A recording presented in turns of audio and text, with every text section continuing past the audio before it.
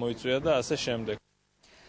ქსანეთში 330 ჰექტარ ტერიტორიაზე ამიერკავკასიაში პირველი პროფესიული გოლფ კლუბი და დასასვენებელი კომპლექსი გაშენდება. დღეს თბილისის მერმა ესპანელ პარტნიორებთან ერთად მშენებლობის ადგილზე სიმბოლურად კაფსულა ჩადო. პირველ ეტაპზე საკომუნიკაციო სამუშაოები და გოლფის ბალახის განაშენიანება მოხდება. 2 წლის განმავლობაში კი სავარჯიშო მოედნები და საკლუბო სივრცე გაშენდება. კლუბი ევროპული ინვესტიციით 20 მილიონი დოლარით ფინანსდება.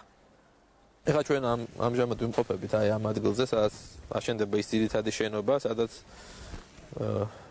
პირველად მოვლენ ესე ვთქვათ სტუმრები და საიდანაც დაიწყება საერთოდ თამაში, ეს იქნება სამსართულიანი შენობა.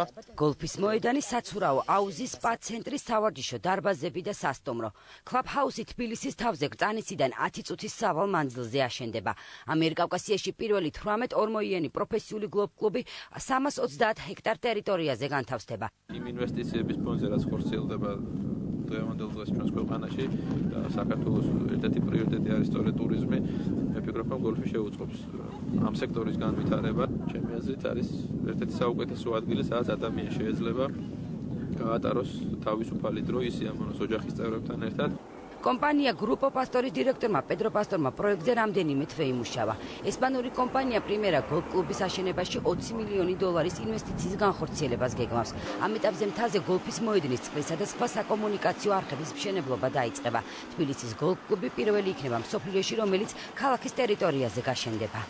პროექტზე მუშაობა დიდი ხნის განმავლობაში მიმდინარეობდა. რამდენიმე თვის განმავლობაში ვეძებდით ადგილს, სადაც ჩვენს მნიშვნელოვან გეგმას განვახორციელებდით. ეს ტერიტორია შემთხვევით აღმოვაჩინეთ საუკეთესოა არაჩვეულებრივი ხედებით. მშენებლობის დაწყების წინ კაფსულა პროექტის ავტორებთან ერთად მიწაში თბილისის მერმა ჩადო. გიგი უგულავამ გოლფის თამაშის პრინციპებს დღეს პირველად გაიცნო. თბილისის მერმა აღნიშნა, რომ ეს პროექტი დედაქალაქისთვის მნიშვნელოვანი იქნება. მსოფლიო დონის გოლფის ჩემპიონატების ჩატარება კი ქალაქში ტურისტების რაოდენობას მნიშვნელოვნად გაზრდის.